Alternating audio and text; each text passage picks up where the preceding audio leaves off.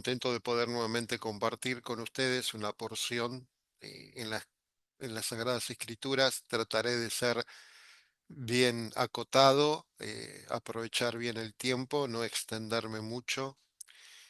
Y sentía en mi corazón compartir con ustedes un pasaje que seguramente más de un hermano ha mencionado en alguno de de los martes de oración. Seguramente lo he tratado en años anteriores, pero que indudablemente es una porción que cada vez que viene a mi corazón eh, me trae, me trae gozo porque plantea lo bueno de la sabiduría en contraposición de lo que es la preocupación. Y yo creo que si algo caracteriza estos tiempos es precisamente la preocupación. Por lo tanto, lo que nos está faltando es darle más lugar a la sabiduría. Y los invito a ir al Salmo 37. No vamos a leer todo el Salmo por amor a ustedes, por amor al tiempo. Nos vamos a acotar eh, en los primeros 6 versículos. Creo que el tiempo ahí nos va a dar un respiro. Dice el Salmo 37, versículo 1. No te impacientes a causa de los malignos, ni tengas envidia de los que hacen iniquidad, porque como hierba serán pronto cortados y como la hierba verde se secarán. Confía en Jehová y haz el bien, y habitarás en la tierra y te apacentarás de la verdad. Deleítate asimismo en Jehová, y él te concederá las peticiones de tu corazón.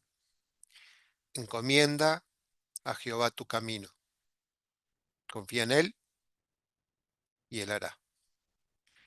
Exhibirá tu justicia como la luz y tu derecho como el mediodía. Hermanos, creo que es una porción que no solo nos habla de cómo contrarrestar la preocupación que seguramente a todos nos aborda en algún momento de nuestra vida y especialmente en estos tiempos, ya sea por la salud, ya sea por la economía, ya sea por la inseguridad, ya sea por todo lo que nos rodea, que escuchamos en el mundo.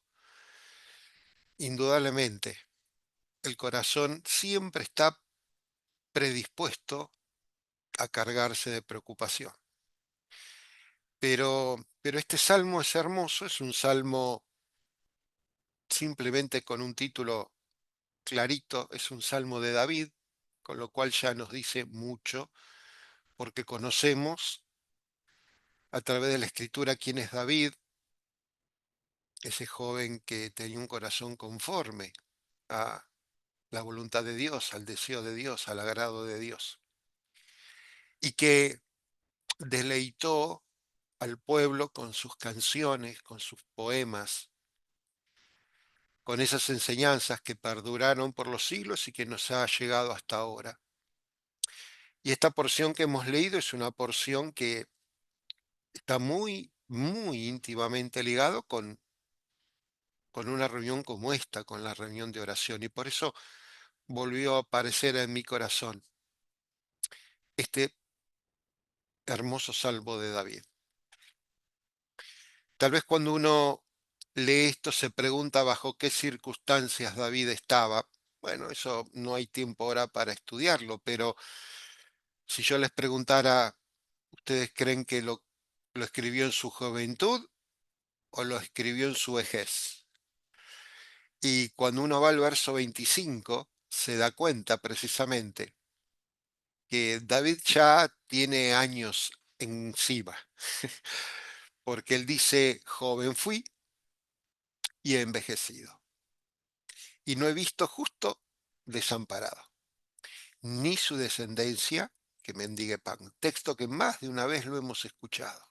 Y nuestro querido hermano Juan Carlos siempre cita este salmo, precisamente. Joven fui y he envejecido. Y David envejeció. Y a lo largo de todos sus años de vida, él entendió lo que es la comunión con Dios, pero al mismo tiempo entendió lo que significó el pecado en su vida, lo que causó, el estrago que hizo en su vida, el rebelarse, el apartarse, el desobedecer, el endurecerse. Hermanos, cuando él escribe este salmo, al igual que otros, está pensado poéticamente como un acróstico. Cada una de sus oraciones empieza con una letra del alfabeto, una característica muy común en muchos de los salmos que nosotros encontramos. Pero hay algo que quiero destacar. Mm, Está claro que es un salmo de sabiduría, ¿no? Por eso la sabiduría contrarresta la preocupación. Pero no es un salmo que esté dirigido a Dios, como algunos salmos.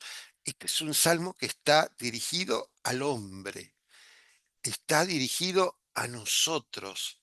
Es un salmo del estilo de los proverbios, precisamente porque son enseñanzas que nosotros podemos recibir.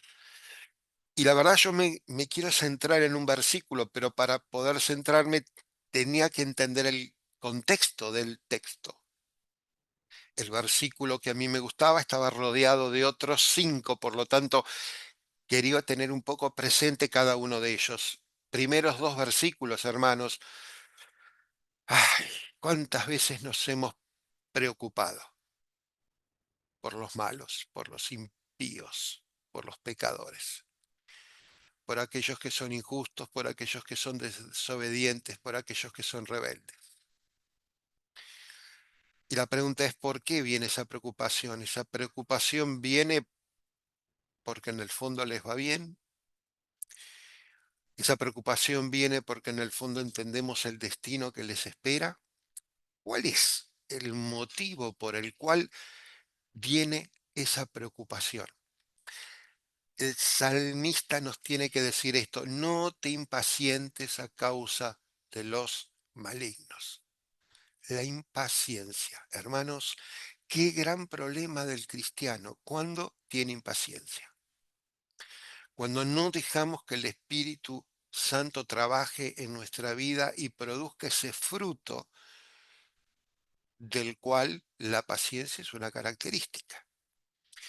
Quiere decir que cuando nos preocupamos por la impaciencia, no le estamos dando lugar al Espíritu Santo que haga en nosotros aumentar su fruto. Ahora, no solo el salmista mira a su alrededor y dice, ustedes tienen un problema, el problema es la impaciencia, sino que a su vez ve algo peor, la envidia, algo que ha entrado en el corazón, la envidia de los que hacen iniquidad. ¿Qué es lo que provoca esa envidia? Me imagino que tal vez David se lo preguntaba. ¿La envidia lo provoca el que hacen iniquidad y no hay una justicia? ¿Que hacen iniquidad y les va bien? ¿O de repente la envidia viene, pucha, porque yo no podré hacer lo mismo? Y a veces, hermanos, eh, no entendemos el enorme privilegio que significa que el Señor nos haya rescatado, que nos haya llamado, que nos haya apartado, que nos haya separado para Él. Porque indudablemente Él nos ha hecho una nueva criatura, Él nos ha regenerado en el Espíritu. Él nos ha dado una nueva visión, una nueva vista, una nueva mente. ¿Y cómo usamos nosotros nuestra vista para mirar lo que estamos viviendo a nuestro alrededor? ¿Para impacientarnos o para tener envidia? Y el salmista es muy claro, David es muy claro, pero no lo hagan porque como la hierba pronto van a ser cortados. Hermanos, este pronto, indudablemente tiene que ver con lo frágil que es la vida, con que la muerte es ese destino por el cual van a pasar muchos, algunos ahora tenemos la expectativa de que el Señor venga a buscarnos y seamos llevados a su presencia. Pero está establecido a los hombres que mueran una vez y después el juicio. Por lo tanto, esa muerte, que no es el fin, pero esa muerte es el fin de este cuerpo, de esta naturaleza que tanto nos controla y nos domina, como la hierba se seca. Y en este contexto, hermanos, en este contexto, entonces, no, no nos impacientemos. Y mucho menos a causa de los malignos, de los enemigos, por favor. ¿Qué quiere decir impacientarse? La traducción te lleva a pensar la idea de no te acalores, no te calientes, no te ponga nervioso, no te sobresaltes. Hermanos, estamos muy propensos a que las cosas que nos rodean nos haga caer en ese estado. Y lo mejor que nos puede pasar es que entendamos el consejo de Dios. No, no ganamos absolutamente nada. Esa preocupación no nos lleva absolutamente a nada. Y nuestra naturaleza es muy propensa a eso, ¿eh? Está claro, porque eso está mal, porque eso es innecesario, hermanos. Eso trae daño. Y a los que esperamos en Él, eh, tenemos la posibilidad no solo de enfrentarlo, sino de dar testimonio a otros por la manera en que reaccionamos frente a estas cosas. Recuerden que pronto van a ser cortados. Con cuánto nuestro corazón anhela estar en la presencia del Señor. Cuando seguimos avanzando, hermanos, porque el tiempo avanza. Versículo 3 y versículo 4. Pon tu confianza y tu deleite en el Señor. Esa es la síntesis de lo que dice David. Confían en el Señor. Confía en el Señor y haz el bien. Y si vos confiás, pero agrega, y haces el bien. Ambas cosas el Señor espera encontrar en nuestra vida. Porque muchas veces decimos que confiamos. ¿Y dónde está la segunda parte? ¿Dónde está el resultado de esa confianza? ¿Dónde está esa obra, resultado de nuestra fe? Porque la confianza es la expresión de nuestra fe. Pero ¿y el resultado de nuestra fe?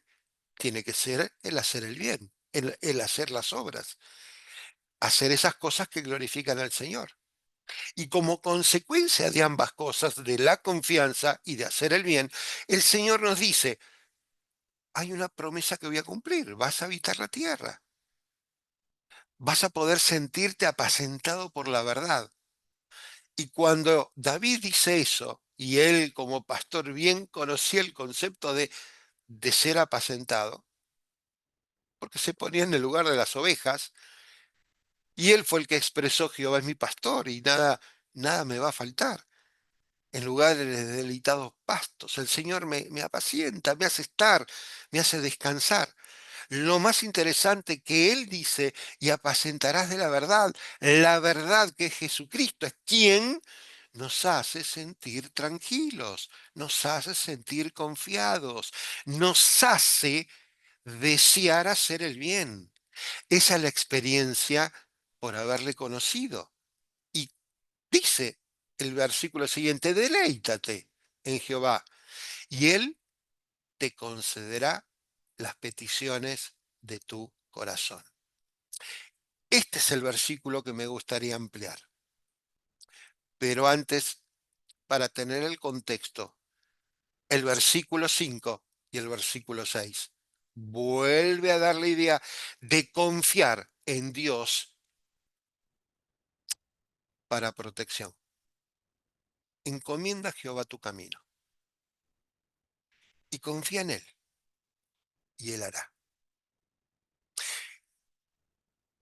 Qué interesante que en el verso anterior me decía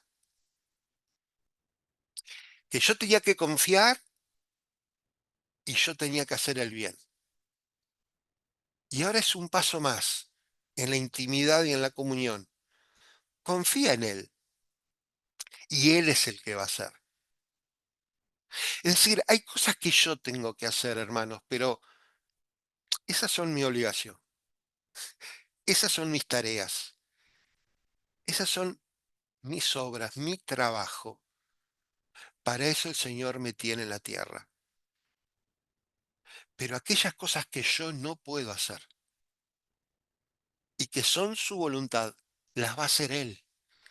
Y lo más hermoso que podemos nosotros decir en las reuniones de oración es precisamente esto.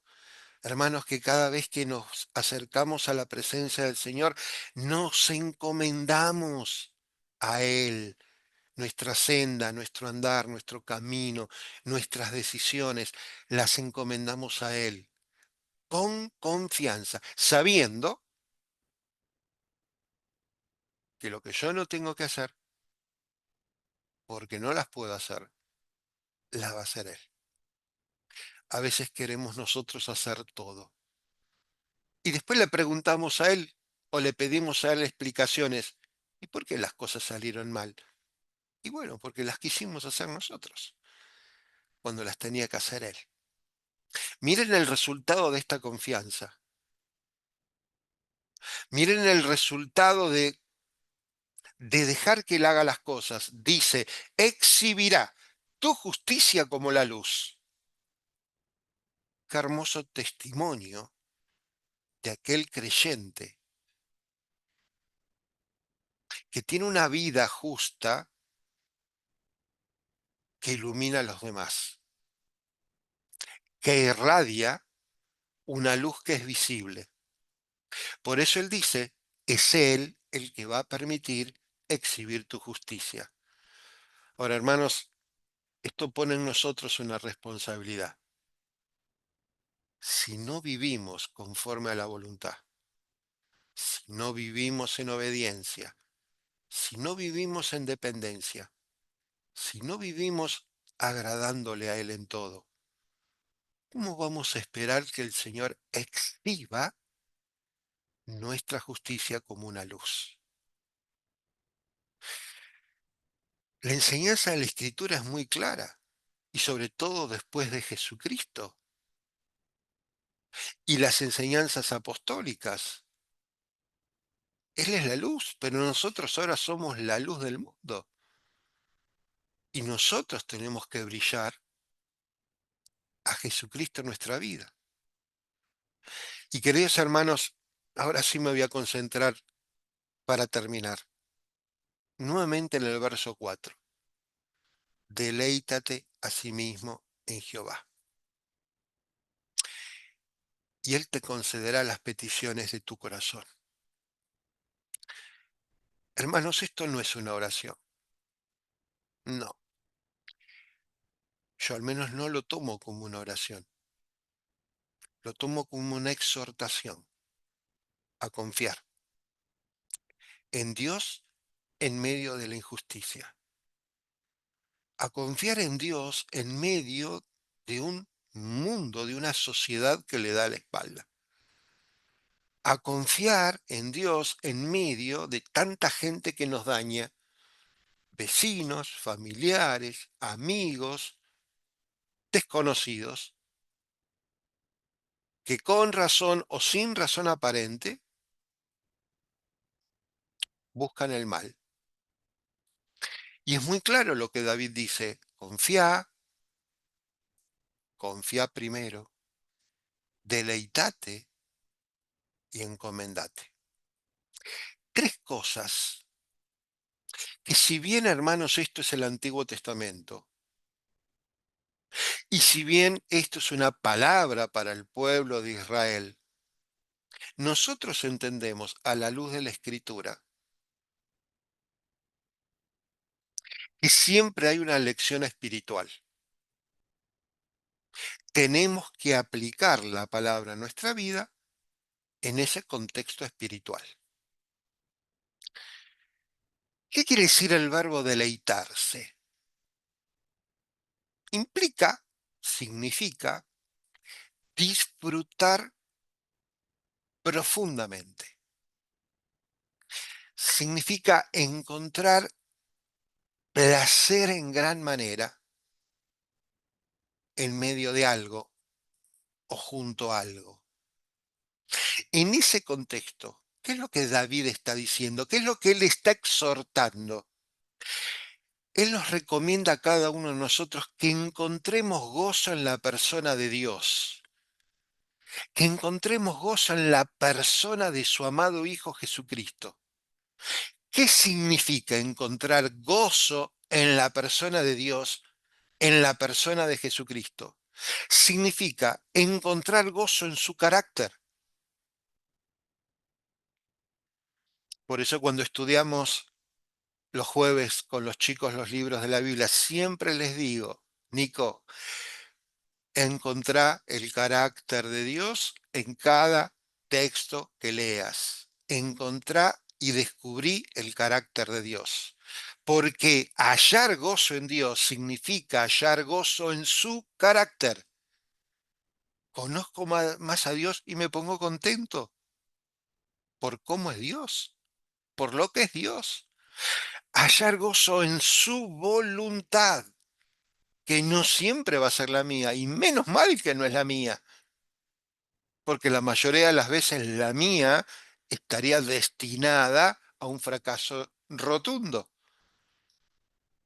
Me gozo en su carácter, me gozo en su voluntad, pero principalmente me gozo en su presencia, por eso lo voy a buscar. Lo busco en la oración, lo busco en la lectura de su palabra, lo busco en medio de la congregación con mis hermanos, porque es parte de lo que el Señor me pide. Me tengo que deleitar. ¿Qué significa deleitarme entonces, si no es esto? ¿Qué significa solamente escuchar una música y ponerme contento? ¿Escuchar un mensaje y ponerme contento? Es mucho más que eso. Todo me tiene que llevar a la persona de Cristo. Todo me tiene que llevar a la persona de mi mismo Dios. ¿Para qué? Para ver su carácter, para ver su voluntad y para ver su presencia. Cuando uno va, hermanos, al libro de Job, en el capítulo 22, verso 26, dice algo. Dice, el Todopoderoso, en él te vas a deleitar. Y si te deleitas en el Todopoderoso, alzarás a Dios tu rostro. Hermanos, no hay un instrumento que mira el deleite de mi vida. Deleitómetro, no existe. ¿Está claro? Lo estoy inventando yo. ¿Cómo puedo saber si tengo deleite? Miro la experiencia de ese hombre de fe en la antigüedad y digo, mi rostro se alza hacia Dios, lo busco, deseo oírle, deseo mirarle, le estoy buscando.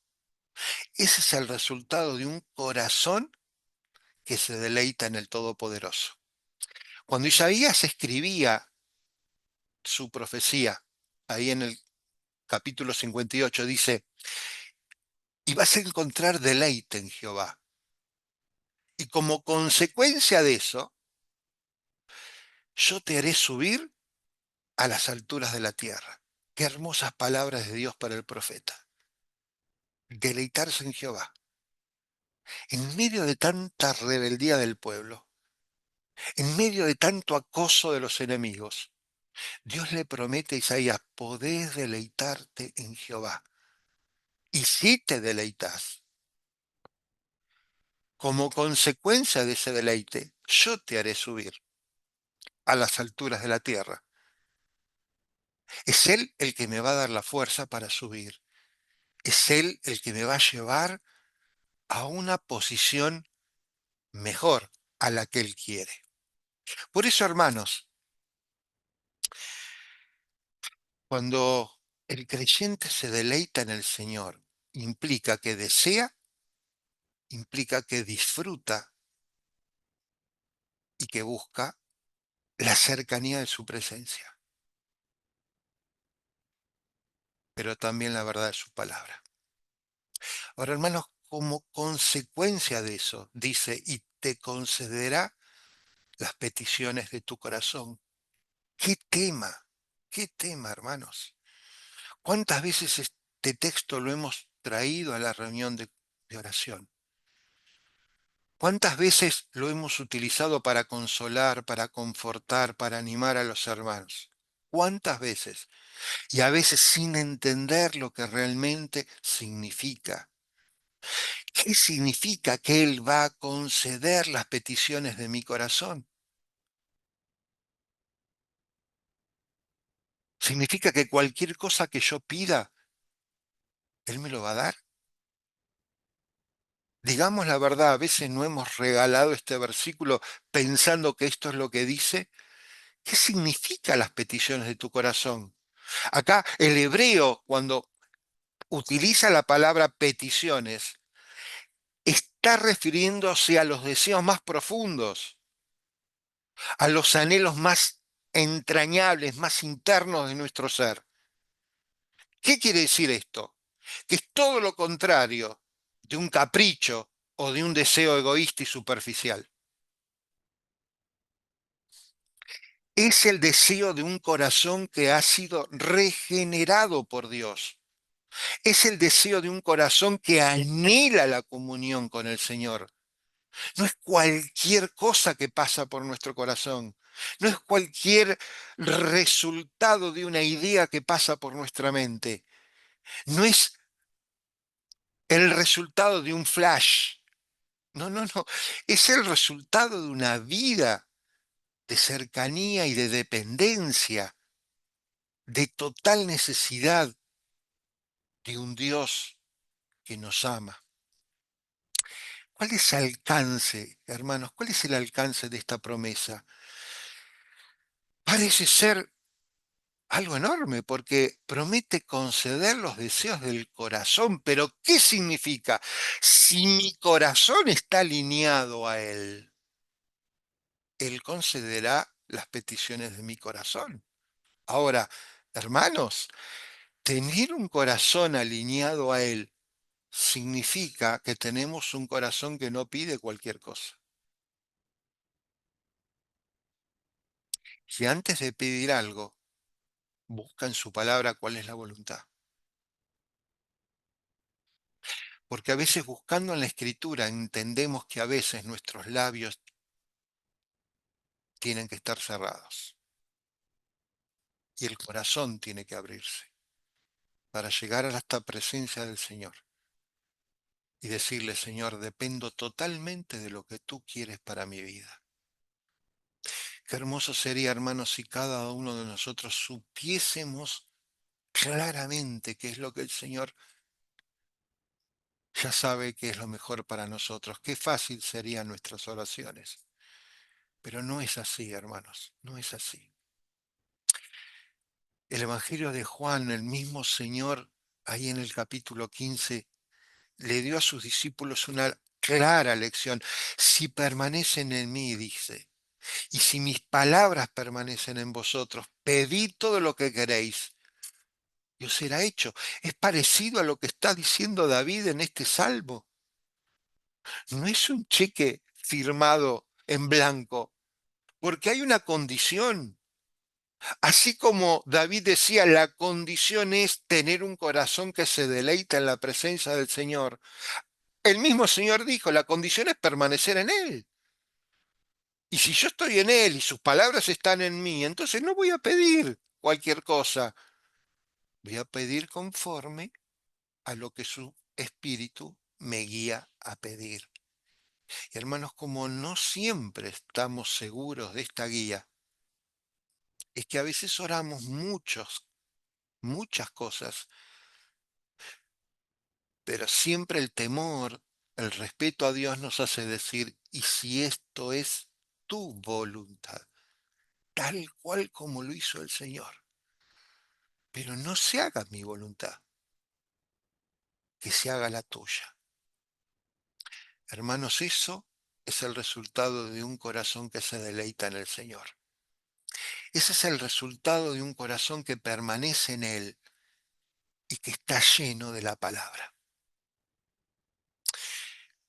Este mismo evangelista Juan escribe en la epístola y dice ahí en el capítulo 5 de la primera epístola, y esta es la confianza que tenemos en Él, que si pedimos algo conforme a su voluntad, Él nos oye. ¿Listo? Ahí está clara la condición. Un corazón que se deleita, un corazón que está en su presencia, un corazón que descansa en conocer la voluntad del Señor. Queridos hermanos, para terminar, hablemos de las limitaciones. En ningún momento el salmista David dijo esto pensando en una promesa de prosperidad material automática. ¿Cuántos se han equivocado? ¿Cuánto han basado en este concepto equivocado hasta crear un evangelio distinto al verdadero evangelio que encontramos en la palabra, llamado el evangelio de la prosperidad? En ningún momento, hermanos, esto es una invitación a clamar por una prosperidad material, aún teniendo grandes necesidades en nuestra vida. Es una de las áreas en la que más podemos demostrar que nos deleitamos en el Señor, aunque cuesta. Hermanos, de verdad, cuesta. Hermanos, hay más limitaciones. En ningún momento esta expresión de David garantiza que todo deseo del ser humano va a ser cumplido. Hermanos, ordenemos nuestros pensamientos, ordenemos nuestros deseos. Vayamos a la palabra, sometámoslo a la palabra. El problema es que no conocemos la palabra. El tema es que no la estudiamos. El tema es que no la buscamos. Por lo tanto, nos cuesta entender realmente qué es lo que el Señor nos quiere decir a través de su palabra. Hermanos, este texto tampoco da una justificación a una teología ni de la prosperidad ni de la sanidad. No. Y ustedes saben que hay sectas, que hay corrientes religiosas que han basado equivocadamente estos pensamientos, pensando que una oración puede cambiar tu destino económico o el destino de tu salud. Hermanos, un corazón que no está regenerado es, es lógico que pida cosas contrarias a la voluntad de Dios. Porque dice la Escritura, los pensamientos del hombre son diferentes a los de Dios. Pero nuestro corazón ha sido transformado. El Señor nos dio un corazón nuevo. El Señor nos dio una mente nueva. ¿Qué es lo que vamos a hacer con esto? Hermanos, que nuestra oración diaria cambie, que nuestra comunión íntima cambie. Creo que este salmo, este verso 4, es una clara invitación a la intimidad, a buscar al Señor más seguido, durante más tiempo, a solas con Él, para que mi corazón se deleite, encuentre esa máxima expresión de satisfacción estando en la presencia del Señor. Y hermanos, lo demás va a venir por añadidura. Que el Señor nos bendiga nos ayude y nos fortalezca. Amén.